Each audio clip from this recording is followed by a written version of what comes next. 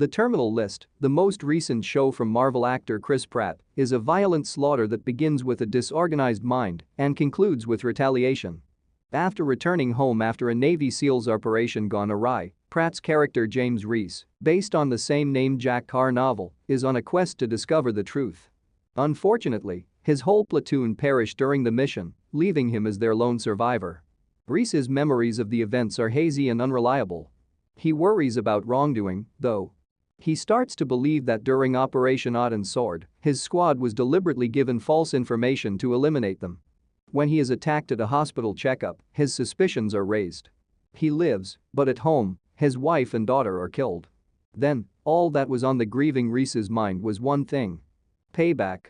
He intends to track down his adversaries with the aid of his best buddy, fellow Navy SEAL Ben Edwards, and journalist Katie Byrne, after preparing and double-checking his kill list. You're going to need our help to understand what happens, since it is a murky and ruthless vengeance story with more turns and turns than Chris Pratt's strenuous workout routine. Things are getting more intense for Reese as the book's final chapter approaches. He blows up Admiral Pillar, who was involved in the murder of his family and the killings of Alpha platoons, making him a wanted man. The Navy SEAL has been the target of a manhunt.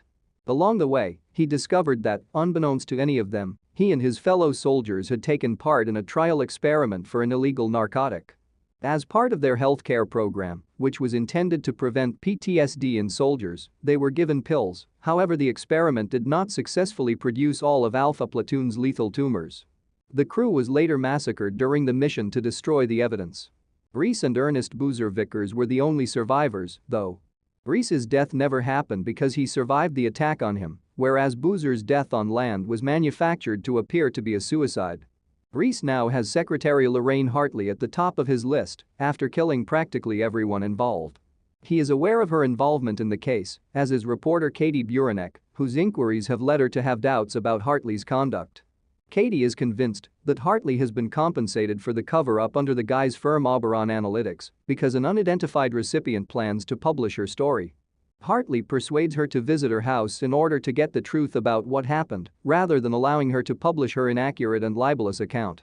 Katie is compelled to do that because she is desperate for the tale. FBI agent Tony, who was previously enthusiastic about obtaining Reese's capture, starts to have second thoughts about who the real bad guys are. He now believes Reese to be the victim, and despite the case being dropped, he's committed to seeing it through. Katie notices something strange about the secretary's account of Operation Odin Sword when she is back at Hartley's. The chronology of events doesn't make sense, and persuading Katie continues to nag Hartley. Hartley is made to confess the truth by Katie's grilling.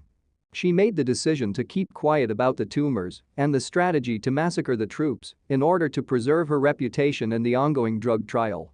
She contends in an argument with Katie that any one of the men killed would have happily given up their lives had they known the crucial role they would play in putting an end to post-traumatic stress disorder for their colleagues.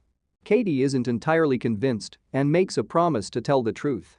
She is detained by Hartley, but she soon stops worrying about Katie. Reese has come and is determined to kill her. Hartley attempts to flee while carrying Katie, and due to Tony and the other soldiers opening fire on Reese, she almost succeeds. Reese eventually gets up to Hartley, which is bad for her.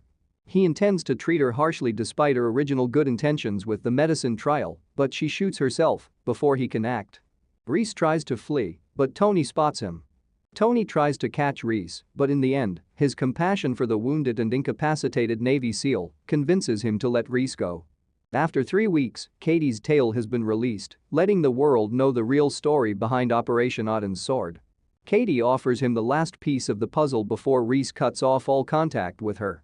His ability to identify the unidentified recipient of Oberon Analytics and, in turn, the mole who disseminated false information that enabled Odin Sword is made possible thanks to her information. The heartbreaking discovery points to Ben. Ben confesses to Reese that he only carried it out because he thought the tumors would kill them. Instead of having them die in a hospital bed, he says to Reese, "I thought, let them die with their fucking boots on." Reese challenges the veracity of this and inquires as to whether Ben's behavior was truly motivated by money, to which she responds, "Perhaps both." Reese will definitely take this treachery hard after their recent journey together, which is a blow. Ben asserts that he had no participation in the deaths of Reese's wife, Laura, and daughter, Lucy, and that he had also wanted retribution. Asserting that Reese won't notice much of a change, he says to him, "It's okay. Let's complete this list." Gunshots can be heard in the distance as the camera pans out to show his yacht, where their conversation had been taking place. Reese is able to find peace despite all the blood and loss because he was able to hold those accountable. The memory he had been having trouble remembering all along suddenly comes back to him in full shortly after. One in which he struggles to come up with the right words to inform Lucy about the prospect that he might pass away while working. Lucy is able to endure the hard realities of his employment because she has both of her parents by her side.